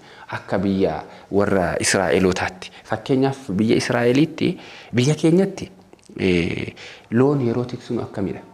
Loon yeroo tiksinu tikseen duubaan deema. Duubaan oofa. Akka warra Israa'elootaatti immoo tikseen fuuldura deema. Hoolonni immoo horiin isa duukaa yaa'u. Isa duukaa yaa'an. Amma afaan kun afaan warra Israa'elootaatiin yaa dubartitti ani si faana maalan qabaa jedhee dubbate jechuudha. Yeroon koo hin geenyedha moo? Yeroon koo hin geenye. Akkasidha malee. Yeroon koo hin geenye. Kabaja dhabsiisuu natti fakkaatu. Namoonni warri kaanis garuu kanarratti waaqas waan ta'eef yeroon koo hin geenye waan jedhu ibsee fi inni akkamitti ibsama akka keessanitti akka amantaa Ortodoksiitti. Egaa asirratti maal jechuu barbaadeetu haadha keenyaan maal jedhee isinitti fakkaate egaa seexanoonni illee maal jedha wangeela Maatiyos boqonnaa 8 lakkoofsa 29 irratti gooftaan keenya Iyyasuus Kiristoos gaafa inni deeme yaa Iyyasuus yaa ilma Waaqayyoo yaa Iyyasuus si faana maal qabna yeroon keenya osoo hin gahin nu balleessuudhaaf nutti dhufteedhaan amma si faana maal qabna jechuun isaanii seexanoonni yookaan immoo hafuurri hamaa suni ulfina sii qabna ati waaqadha. Hin dandeessu hunduma nu balleessuu hin dandeessa argite nu balleessuuf si faana nuti maal qabna jedhan nu balleessuu dandeessa ulfina isaaf kennan isii galee Iyyasuus Kiristoos illee si faana ani maalan qaba jechuun haadha isaatiin dhiigni koo dhiiga keeti foon koos foon keeti ati haadha kooti si filadhee si jaaladheen dhufe kanaafuu ati naan jette sana garaa kee keessattuu nan beekan yaada kee keessattuu nan beeka ani ilma keedhas waaqa keedhas gaafa jedhudha kanaan egaa Qaanaa Zagalila irratti namoonni baay'ee dogoggora akkasii yoo qabaatan haadha keenya qulqulleetti Dubroo Maaramiif yoomuu taanaan ulfina qaba Yesuus hin jaallata hin jaallataani ulfina qaba dhiigni isaas dhiiga isheeti foon isaas foon isheeti jechuudha wangeela Luqaas boqonnaa 1 irratti kanaafuu namoonni baay'een haala kanaan ilaalan yoo jiraatan akka mana amantaa keenya Ortodoksiitti Qaanaa Zagalilaa kanarratti ulfina gooftaan keenya Yesuus Kiristoos haadha isaaf kennee Dinqiis hojjete. Haa ta'u ulfaadhaa gara duudhaa gama aadaatiin immoo ayyaanichi qabu akka biyya keenyaatti afaan Amaaraatiin iyyuu jechi jedhamu tokko jira miti guyyaa ayyaana kana laximqat yaaloon qamis baxaaxas jedhamu miti namni waan qabu xaarratee inni qonnaa qotatu inni oomisha irraa waa xiqqoo gurguratee uffata haaraa uffata babbareedaa bitateetu ximqanni yookaan immoo cuuphaan ayyaana baay'ee ho'aa jaalatamaa xiqqaafis ijoolleefis guddaafis ayyaana bareedaadha. Duudhaa gama aadaatiin jiru namni wal waamaa hawaasummaan isaa cimaadha. Tokkummaa hedduu keetti calaqqisaa. Cidha irratti namni wal laallatu bultiidhaaf illee loomii darbannaan kun jedhamu jira. Mee isa gama aadaa isaatiin waan uummanni kuush kun achi as dhufteensa ayyaana kanaa fi haala inni kabajuu fi duudhaan jireenya waliin jireenya achi keessatti inni calaqqisiisu maal ibsa ayyaana cuuphaa kanarratti? Ayyaana cuuphaa kanarratti nuti barnootni keenya nuti amma akka amantaa keenya akka amantaa Ortodoksiitti macaafa qulqulluu bu'uura godhannee nuti wanta cuuphaa kanarratti hirbaannu cuuphaa umtii isa tokkoffaa irratti egaa wangeela Maarqos fayyinaafidha. Namni fayyuuf hin cuuphama jechuudha. Wangeela Maarqos boqonnaa 16:15 hanga 16 sila akka dubbachaa turre. Lammaffaa irratti immoo sammuu qulqulluu argachuuf. Tokkoffaa Phexros boqonnaa 3 lakkoofsa 21 irratti gaafa dubbisu arganna. Akkuma kana barataa Yesuus Kiristoos ta'uuf bartuu Yesuus Kiristoos ta'uufidha jechuudha. Bartuu barataa egaa maqaa abbaa ilmaa fuula qulqulluutiin cuuphaati barattoota koo ijoollota koo taasisaa jedhee duukaa butusaa deemee jechuudha. Kan argachuuf hin cuuphamna jechuudha. Inni kanan biraan Kiristoos duukaa tokko ta'uuf hin cuuphamna. Inni guddaan hundeen keenya Iyyasuus Kiristoos faana tokko ta'uuf hin cuuphamna jechuudha. Galaatiyaa boqonnaa 3 lakkoofsa 27 irratti warri Kiristoosiin barbaachaaf cuuphamtan isinii Yesuusin akka uffataatti uffattaniitu jedha. Egaa inni kun karaa amantaa keenya kanaaf namoonni hin beekne illee hubachuun isaan irra jiraata. Inni biraan immoo Sillaasee jennee kan waamnu Waaqa Abbaa, Waaqa Ilmaa, Waaqa Hafuura Qulqulluu. Amma maqaa Abbaa, kan Ilmaa, kan Hafuura Qulqulluu Waaqa tokkoon ameen jenna. Inni kun macaafa wangeela Yohaannis boqonnaa 1 lakkoofsa 1 irratti barreeffame sana. Akkasumas immoo wangeela Maatiyos boqonnaa 3 laga Yordaanos sana irratti Abbaa Ilmi Hafuura Qulqulluu isa argame sana Waaqa Abbaa Ilmaa Hafuura Qulqulluu Waaqa tokkotti ni amanna inneetu cuuphamna jechuudha. Akka amantaa keenyaatti kana fakkaata. Cuuphaa sana irratti cuuphaan hidda yookaan immoo xalayaa du'aa keenya kan itti cabe. Kuni gama amantummaa isaa. Gana amantaas maate dirqama wal bira qabuun nurra jira waan ta'eedhaaf jechuudha. Inni lammaffaa garbummaa keenya nurraati haqame. Fakkeenyaaf waggaa 550 waggaa 5,500 garbummaa seexanaa jala turre. Guyyaa nutti dukkanaa'ee ture. Sanyii addaa hundumaatti jechuudha. Dukkanni keenya kan nurraa cite. Hidhaan garbummaa nurraa cite cuuphaa kanaan jechuudha. Duratti kakuu seera ba'uu boqonnaa 17 irratti kakuu Abrahaamiif kalame dhiirri akka aqna qabuuf ture. Bakka aqna qabaa sana cuuphaatu bu'ee kanaaf kakuu Waaqayyo nuu kennedha jechuudha. Kakuu isaa fayyinaati jechuudha. Kana cuuphaan hojii afuuraa hojjechuudha. Hojii afuuraa akka nuti hojjennu. Cuuphaa kanarratti namoonni baay'een hojii gaarii hojjechuu qaban. Amma namoonni baay'een nyaatanii hin dhuganii. Keessumaayyuu ayyaana kanarratti akka mana amantaa keenyaatti namoonni baay'een dadhabaa gargaaruu qaban. Inni amma uffata adii bareedaa kana uffadhe warri kaanis uffata adii akkasii bareedaa kana uffachuu qaban. Yoolleen qabu ta'e mana keessaa lama yoo qabaate tokko kennuun dirqama keeti. Hojii qulqullummaa jechuun isa kanadha. Hojii qulqullummaa hojjechuu qabna kan jedhe Yesuus Kiristoos isa kanadha. Warri hojii qulqullummaa hin hojjenne gara asitti dhiyaachuu baatanii hojii qulqullummaa fakkeenya ayyaana cuuphaa irratti hojii qulqullummaa isaanitti fakkaate Waaqayyoon hin salphisanii jiran. Ati gaafa salphatte Waaqayyoon salphifte. Faallaa Waaqayyoo dhugaatii dhuguudhaan machiidhaan mana adda addaa kan diigan halkan illee shira adda addaa walitti hojjetanii waan adda addaa hojjetan Iyesuus kana nu barsiisni. Manni amantaa Ortodoksii kana hin barsiiftu. Gammachuu keenyadha mana Waaqayyoo deemne kakuu Waaqayyoo hordofna yoo qabaanne immoo mana keessatti dhakaayisoo ta'e daabboo soo ta'e yaan qabnus qalanne soo nyaanne jaalalaan ulfinaan ollaa keenya waamne asirratti amantii ambiraal amantii warra musliimaa hin taane illee ofitti qabne wal faana. Maaliif amma ani akka mana amantaa Ortodoksii tokkotti warra jiru hiriyoonni koo warra wajjiniin baranne baay'een isaanii ustaazonni jiran wajjiniin nyaadha wajjiniin dhuga. Amantii isaanii nan kabaja. Idaal faxirii nan kabaja ulfina nan isaanii kenna. Kun immoo maaliya Yesuustu na barsiise jechuudha. Mana amantiitti Ortodoksiin na barsiise. Ulfina kenniti akka ulfina kennuu qabu. Kan achitti salphinatu jira waan ta'eedhaaf. Kanaaf warra sanallee waamne wal faana ayyaana kana dabarsuun sermoonii kana badhaadhina kan dabarsuun nurra jira jechuudha. Inni kanan biraan egaa akka aadaatti akkamitti ilaalama jennee gaafa ilaallu gara aadaatti gaafa deebi'u macaafa uumamaa boqonnaa 9 lakkoofsa 29 irratti hin dubbata. Egaa sabni kush ijoolleen kush kan jedhamu Nooh ijoollee boqonnaa 9 kana keessatti wantoota afur eebbifamuu sanyii Nooh ilaalchisa. Nooh sanyii an eebbisame boqonnaa isa guutummaatti jechuudha. Lakkoofsa hamma lakkoofsa 28 katti qaba. Ijoollee sadii qaba ture. Ijoollee sadii qaba ture. Isaanis Kush, Seem, Yaafet. Kaamidha. Kaami Kushiin qaba. Kaam, Seemii, Yaafet. Isaan kana jechuudha. Amma as keessatti gaayu maaltu mul'ata?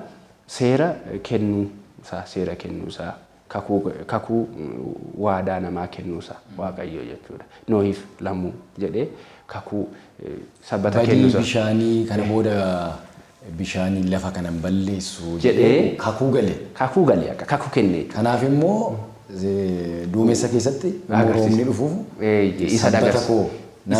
isa agarsiise jechuudha. Isa agarsiiseetu kakuu kenne jechuudha. Eenyuuf saba Noohiif jechuudha. Gaarraa warri eebbifamu ijoolleen Yaafet warri jedhaman ijoolleen 7tu jira. Isaaniin ilaaluun sa'aatiin jiru ta'uu danda'a. Afaan isaanii 25. Ijoolleen Yaafet afaan 25 qabanii. Biyyi isaanii immoo Awurooppaa keessa warra jiran kana. Warri ijoolleen Yaafet sanyii Yaafet warra Awurooppaa keessa jiranii jechuudha. Egaa warri kaan immoo sadaffaan immoo lammaffaan immoo Seemidha jechuudha. Isaan immoo gidduu gala baha Eeshiyaatti kan argaman afaan isaanii afaan 15 qabanii. Akkasumas Kaam immoo Afrikaa abbaa Itoophiyaa jedhama jechuudha. Abbaa Itoophiyaa Kaam jedhameetu waamama jechuudha. Egaa warra kanaagaa warra Itoophiyaa jedhaman sanyii Kaam kun amma ayyaana cuuphaa kana gaafa kabajan uffata adii uffatanii. Uffata adii uffatanii Maaliif gugeen sun buutee wangeela Maatiyus boqonnaa saddeet gugeen sun buutee uffata adii sana uffannee tokko taanee hafuurri qulqulluun nurra bu'a jennee nageenya keenya faarfachaa galateeffachaa siif galanni haa ta'u jecha waaqayyootiin galateeffachaa gara Yordaanos deemna. Kanaafuu ayyaana cuuphaa keessatti wayaa aadaa isaa yoo uffate amma rakkoo qabaachirratti wayyaa keenyaaf amma alaabaan abbaa gadaa hiikoo kamii qaba akka mana amantaa kanaatti gurraacha diimaa adiin sun fa'a amma asirratti hiikaa alaabaa kana wajjin wal qabatee yeroodhaaf ani wangeelan lallaba garuu akka mana amantaa keenyaatti isa keessa seenuu hin barbaadu. Namoota baay'ee amma fakkeenyaaf wanta ati nyaattu tokko jira miti nyaata ati nyaattu takka ugdeetu xuruu akomfortii sii ta'a. Garuu bishaan dabaltee yoo ugute ammas xinnoo ishee garaan kee waan ta'eef. Sadaffaa dabaltee yoo ugde sin ajjeesu garuu garaan kee bokokeetu hin siphisa jechuudha. Barnoota akkasii kennuu hin barbaadu. Siigalee miti garuu akka mana amantaa ortodoksiitti namni uffata mataasaa uffata adii uffatee deemu akka qabu sila akkuma wangeela irratti bakka sii buuse garuu gaafa kristinaa kaafan amma asuma irratti cuuphaa irratti jechuudha. Adii kirrii adii diimaa gurraacha kanatu ijoolleetti ta'a jechuudha. Adiin hafuura qulqulluu bakka bu'a. Akka mana amantaatti jechuudha. Silallee haasaa turre. Diimaan jaalala gooftaan keenya Iyesuus Kiristoos nuuf kenne. Wareegamanni kaffale sana agarsiisa jechuudha. Diimaan jaalala Iyesuus Kiristoos agarsiisa. Gurraachi immoo gadda. Gooftaan keenya Iyesuus Kiristoos nuuf jedhee garafamuu isaa, dhiitamuu isaa, qullaa buusuu isaa, itti tufamuu isaa, qoraattii mataa isaatti marfamuu isaa. Isa sana mul'isa. Amma abbooliin keenya gadaamitti phaaphaasonnis monoksoonnis gurraachaan uffatan maaliif du'aa gaditti du'aa olitti taanee jireenyaa immoo gaditti taanee gidduutti mushurraa siif taanee irra goofta. Siif tajaajila addunyaan kun nuuf kan du'e jedhanii wayyaa gurraacha uffatanii hin dhiyaatu jechuudha. Kanaa uffatanii wayyaa gurraacha uffatanii deddeebi'u. Kanaaf phaaphaasonni yeroo tokko tokko immoo yeroo har'aa immoo uffata adii uffatanii ijoollee isaanii hoogganu. Nu hoogganu jechuudha. Luboota, daaqonoota, uummatoota waaqayyoo hoogganu maqaa abbaa maqaa ilmaa hafuura qulqulluu jedhanii cuubanii ijoollee waaqayyoo taasisuu. Kun immoo uffata adii uffachuun isaanii immoo kan agarsiisa. Kana hiikaa akkasii qabaachuudha. Mee sila kaaseera waa'ee loomii darbannaa waa'ee uffatas egaa kaaftaniitu bultiin illee iddootti wal ilaallannaan kun akkamiin ayyaana cuuphaa kana ayyaana xinqataa kan wajjin wal qabate mee aadummaa isaa nuuf ibsa. Aadaan Itoophiyaa kun wal qabata. Aadaa Israa'elootaa wajjin. Yeroo baay'ee aadaan keenyaaf aadaan Israa'elootaa tokkodha. Amma yeroo sana isaan achi bulanii faarfachaa bulanii jedha. Yordaanos sanatti faarfachaa bulu. Kakuu waaqayyo sana fuuldura faarfachaa bulu. Namni kamiyyuu taanaan faarfachaa buluu qaba. Galateeffachaa buluu qaba. Malee kakuu waaqayyoo fuuldura dhaqee erga dhaqee booddee siluma akkuma isin jedhan sirbi hin eeyyamu. Sirbituu finiinii hojii hafuura foonii kan hojjetan mootummaa waaqayyoon argatanii jedha. Wangeela qulqulluchi Phaawulos ergaasaa gara warra Galaatiyaatti boqonnaa 5 irratti warri hojii foonii hojjetan isin mootummaa waaqayyoo hin aaltanii jedha.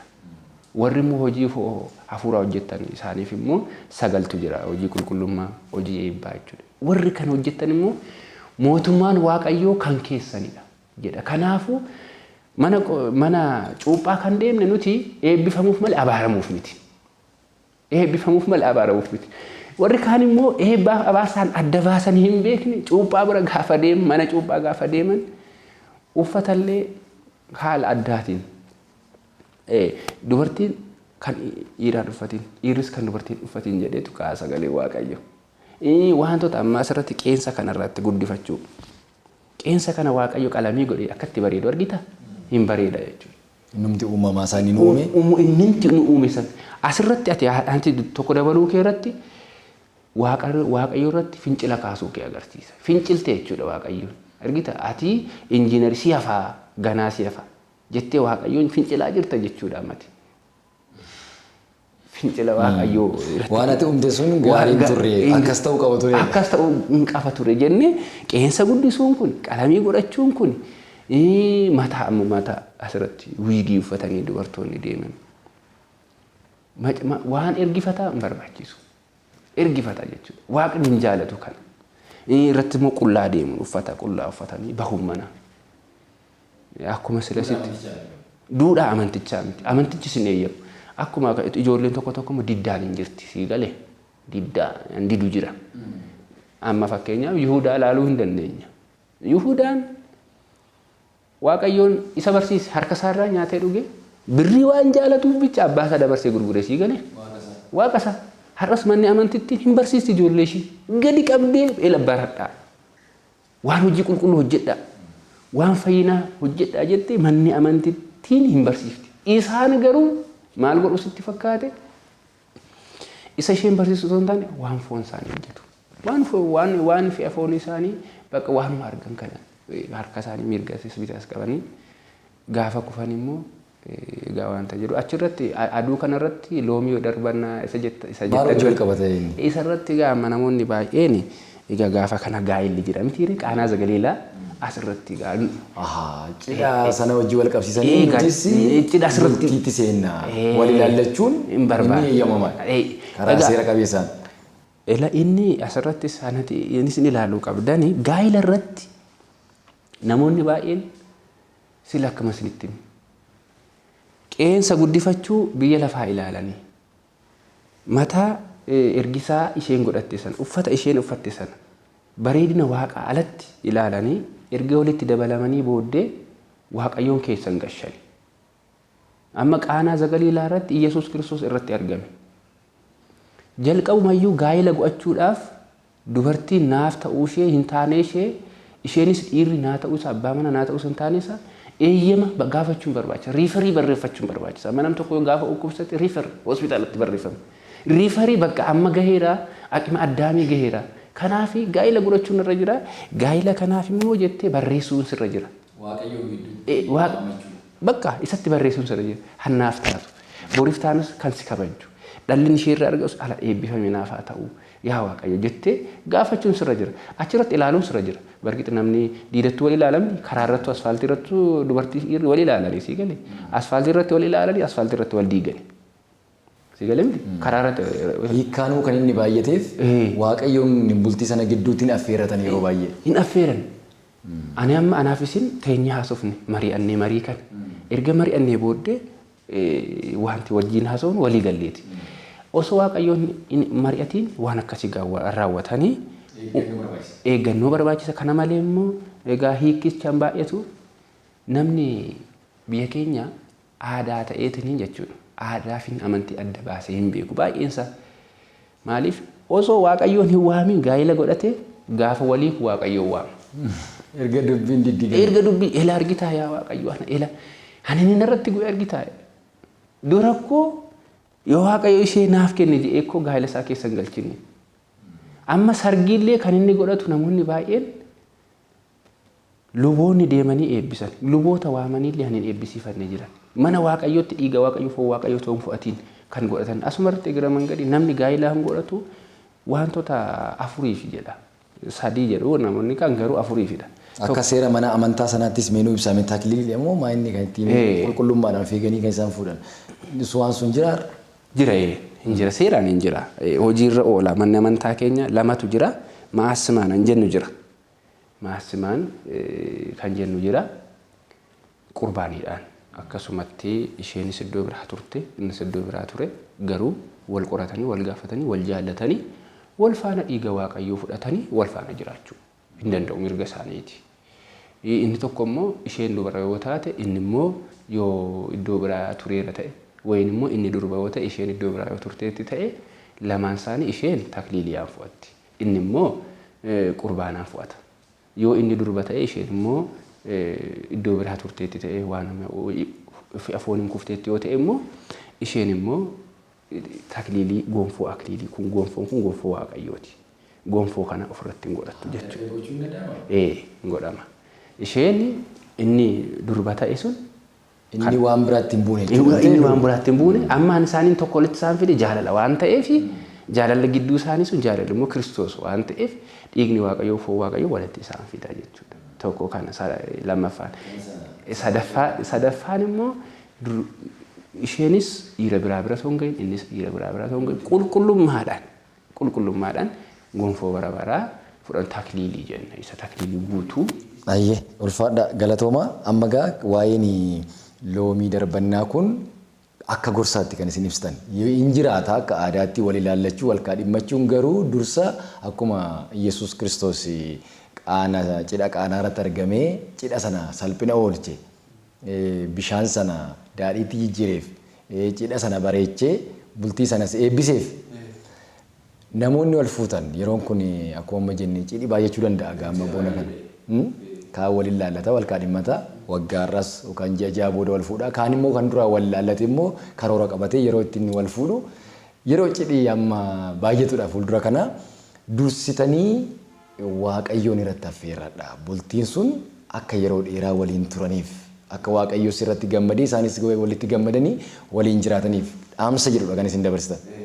Ayyee wanti dabaltan qabdu isa xumuraa bagattii si geessoo jettan yaada xumuraa ergaa xumuraa qabu. Egaa yaada xumuraan asirratti qabu yeroo keenya inni tokkoffaa ayyaana kana warri ijoollee ortodoksii taatan ijoollee maaramii ijoollee qulqulloota toloota warri taatan hundi keessanuu ayyaana kana gaafa deemtan abboolii keessan duukaa kakuu abbaa keessa kakuu faana deema nageenyaan jaalalaan faarfachaa Waaqayyoof galata jechaa biyya keenya kana eegi jechaa bara kana bara fayyinaa bara jireenyaa bara tokkummaa nu taasisi jechaa kan alatti nu guddisi kan dhukkubsate nu fayyisi kan nu immoo lubbuu isaanii nuuf maarii jechaa akka isin asumaan ayyaana keessan kabajjan hawwii koo ti kanan biraan dhimma loomii irratti ilaallate inni nun ilaallatu loomii darbannaan inni kun traditional yuntinidha inni biraadha garuu wal ilaallachuun akkuma sila sinitti misana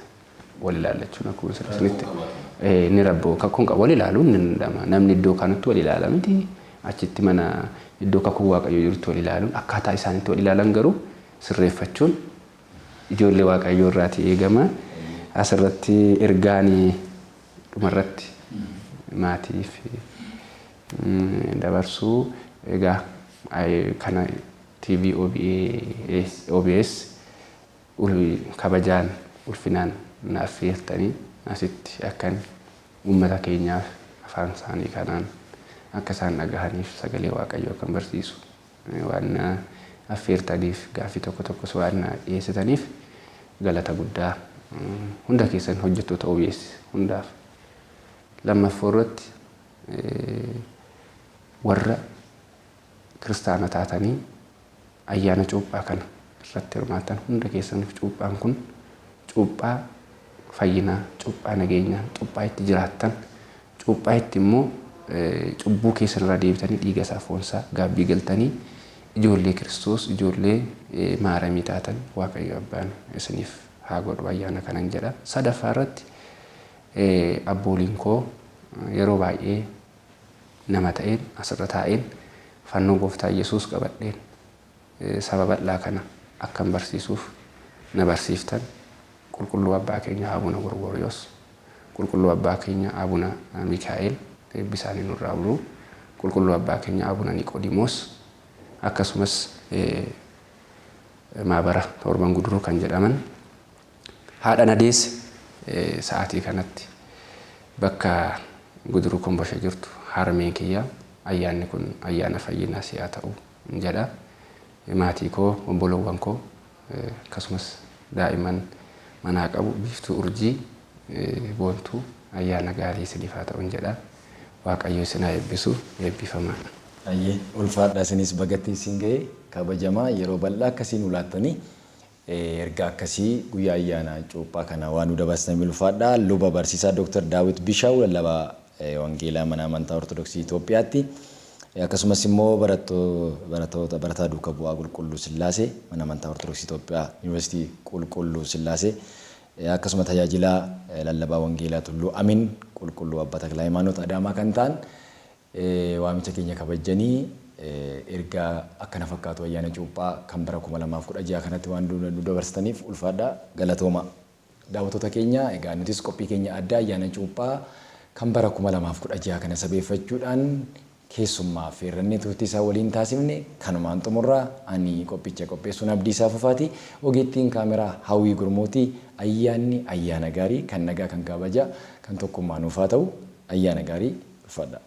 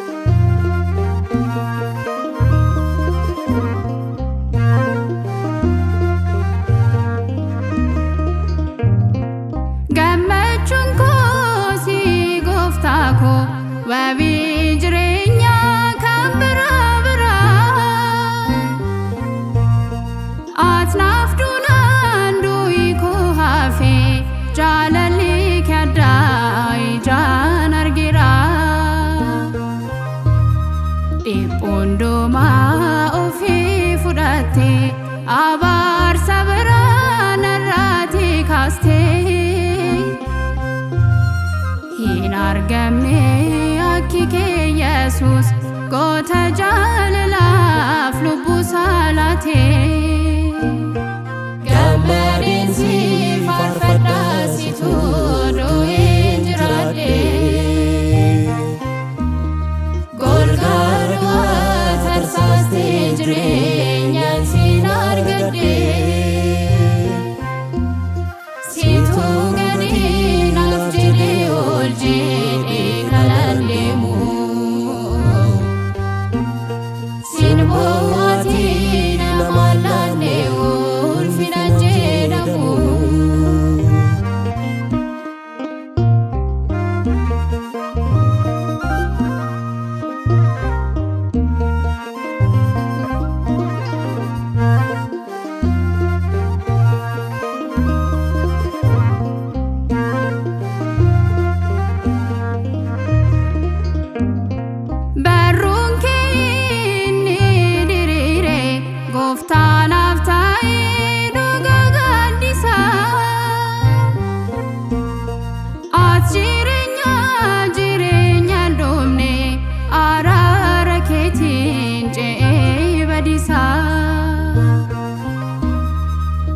Yerusaalem biyya kakuko arguufan kadhaa kennaa ganamaa kan sitti amanee jiraate hundisaa achuma galmeessaa inni dhumaa gammadiin si faarfadhaa situ doo'een jiraadhee.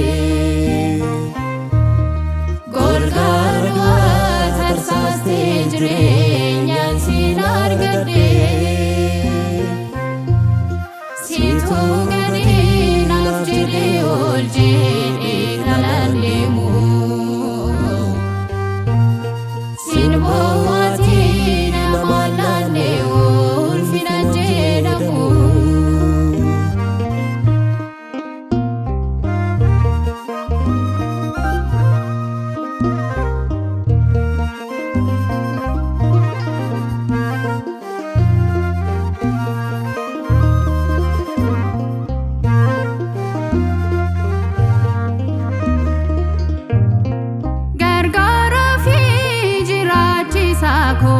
Tasande padu situ naaf yaada galgalli koo sin eebbifame hundumaa caalaa tanaaf adda naaf baay'atee gooftaa tolli kee ammas nan jedha kan na fayyiste lubbuun kan koo ho'aa dhiiga kee kan naaf lolaaste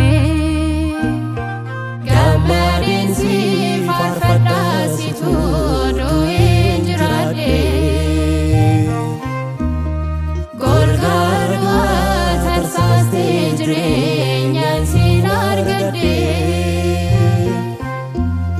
situu gadhee naaf jedhee ol jedhee kanan deemu bohaatii nama laannee ulfina jedhamu gammadeen si faarfadhaa situu du'een jiraadhe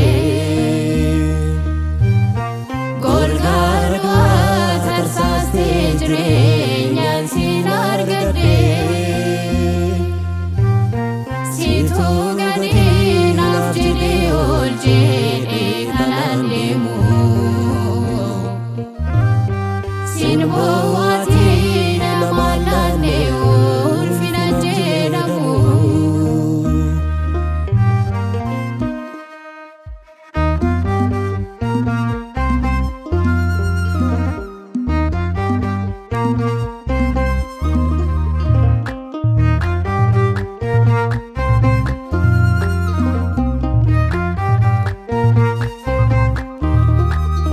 Jalqaba waan hundaa jiraataa kan taate sagalee kee qofaan addunyaa kan uumte aangoof waaqummaa kee hin mararsiifanne lubbuu kee tokkichaa si kan naaf kenne jalqaba waan hundaa jiraataa kan taate sagalee kee qofaan addunyaa kan uumte aangoof waaqummaa kee hin mararsiifanne lubbuu kee tokkichaa si kan naaf kenne lubbuu kee tokkichaa si kan naaf kenne lubbuu kee tokkichaa si kan naaf kenne lubbuu kee tokkichaa si kan naaf kenne lubbuu kee tokkichaa si kan naaf kenne.